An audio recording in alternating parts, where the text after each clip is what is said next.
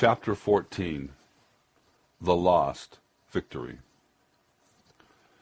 Now Jeroboam, the son of Ahab, began to reign over Israel in Samaria, the 18th year of Jehoshaphat, king of Judea, and reigned 12 years. And he wrought evil in the sight of the Lord, but not like his father and like his mother, for he put away the image of Baal that his father had made.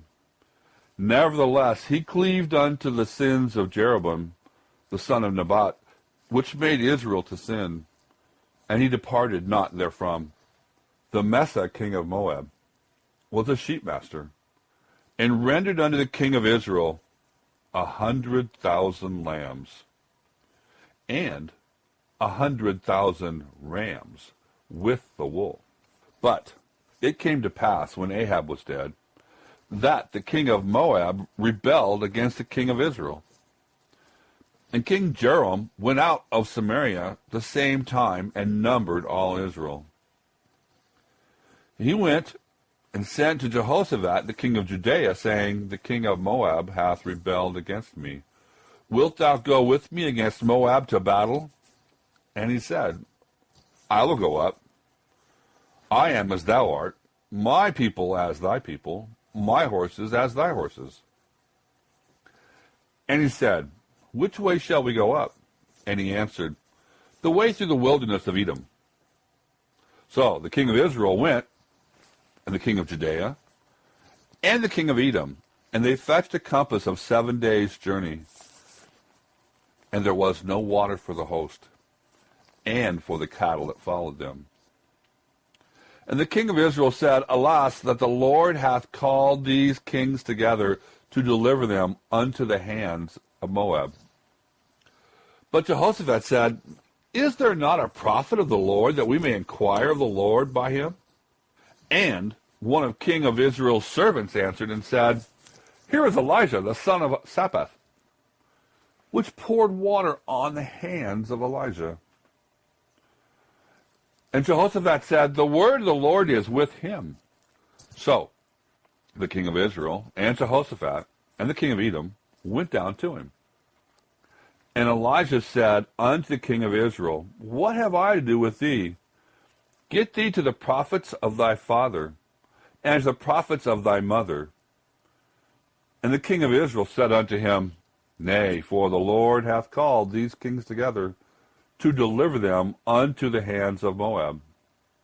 And Elijah said, As the Lord of hosts liveth, before whom I stand, surely, were it not that I regard the presence of Jehoshaphat the king of Judea, I would not look toward thee, nor see thee.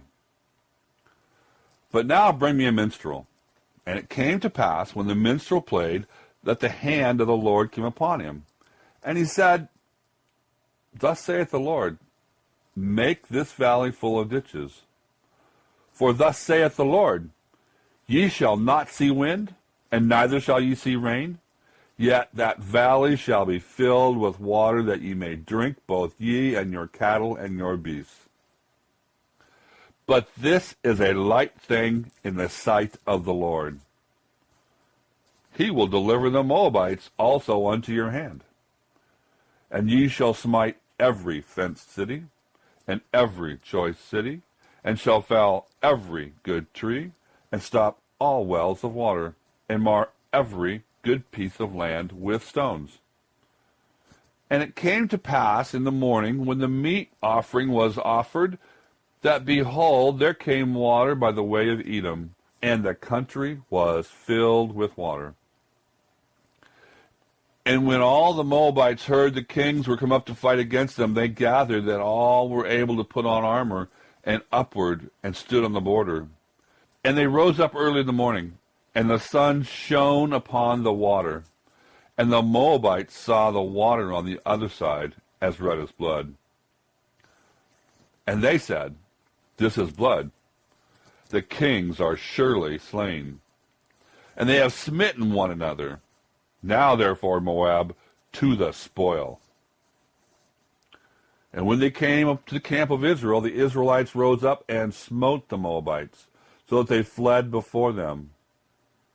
but they went forward, smiting the Moabites even in their country. And they beat down the cities, and on every good piece of land cast every man his stone, and filled it. And they stopped all the wells of water, and felled all the good trees, and only in Kirahaseth left they the stones thereof. Howbeit the slingers went about it, and smote it. And when the king of Moab saw the battle was too sore for him, he took with him 700 men that drew swords, to break through even unto the king of Edom, but they could not.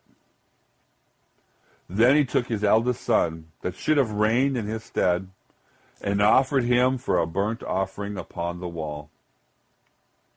And there was great indignation against Israel, and they departed from him, and returned to their own land. 2 Kings chapter 3, verse 1 through 27.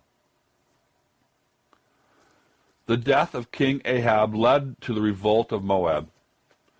Azahad, Ahab's eldest son, died after his fall through the lattice, and his brother Jehoram succeeded him. Jehoram abolished the Baal images where his father had ordered to be made. But he did not at the same time abolish the calf cult brought in by Jeroboam the first. He thus struck at a newer form of syncretism and left untouched the older and more popular form of it. To aid him in this war, Jeroboam summoned his ally Jehoshaphat, king of Judea, who brought along another ally, the king of Edom. The armies marched through the arid era. They were soon without water for themselves, and for the herds of cattle that brought along for food. There was thus some danger that the weakened armies would fall prey to Moab. At this point, Jehoshaphat asked that the prophet be consulted, and it was discovered that Elijah had accompanied the armies. Elijah agreed to speak only because of Jehoshaphat's presence.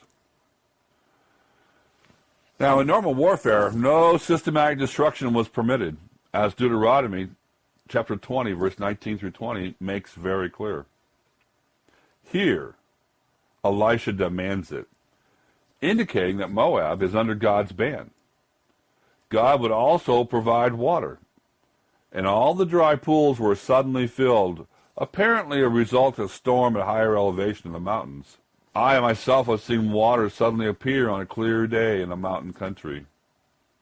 This occurred at an hour of the daily sacrifice in the temple at Jerusalem, a fact not lost upon either Judea or Israel. Moreover, the waters, when they appeared, took on a red color, no doubt from the red sands through which they flowed. Moabites, seeing this early morning sun, allowed their hopes to father their opinions and concluded the three armies had broken with one another and engaged in combat. This was a believable conclusion, given the rivalries, the presence of intense prophet Elisha. Military intelligence has never been lacking in history. Elijah's presence was perhaps known, and certainly the hostility of Israel's dynasty to Elijah and Elisha, as well as the friendliness of Jehoshaphat, was common knowledge. As a result, the Moabites left their capital, Kirhareseth, to wipe up the invading forces. This was a serious error. The capital was at a strategic and easily defended location, very able to withstand a long siege. The Crusaders later built a castle at Kerak, which it is now called, and it was only captured after a year-long siege that was accompanied by famine. Moab thus suffered a disastrous defeat. The king of Moab responded in this desperate crisis by sacrificing his eldest son on the wall to their god, Chemosh. It was a practice common to several nations, especially the Phoenicians. In Israel, we have a related act of human sacrifice by Jephthah of his daughter. Judges 11, verse 29 through 40. And later a similar one by Azaz, king of Judah, of his son. 2 Kings chapter 16, verse 3. Micah makes a reference to this practice of epitomizing the falseness of certain approaches to God in, quote, "Shall I give my firstborn for my transgression, and the fruit of my body for the sin of my soul?" End quote. Micah chapter 6, verse 7. The King James Version then reads, "And there was great indignation against Israel, and they departed from him and returned to their own land." The New English Bible renders it thus: "The Israelites were filled with such consternation at his sight that they struck camp and returned to their own land." The meaning is not clear except for this: great indignation or great wrath.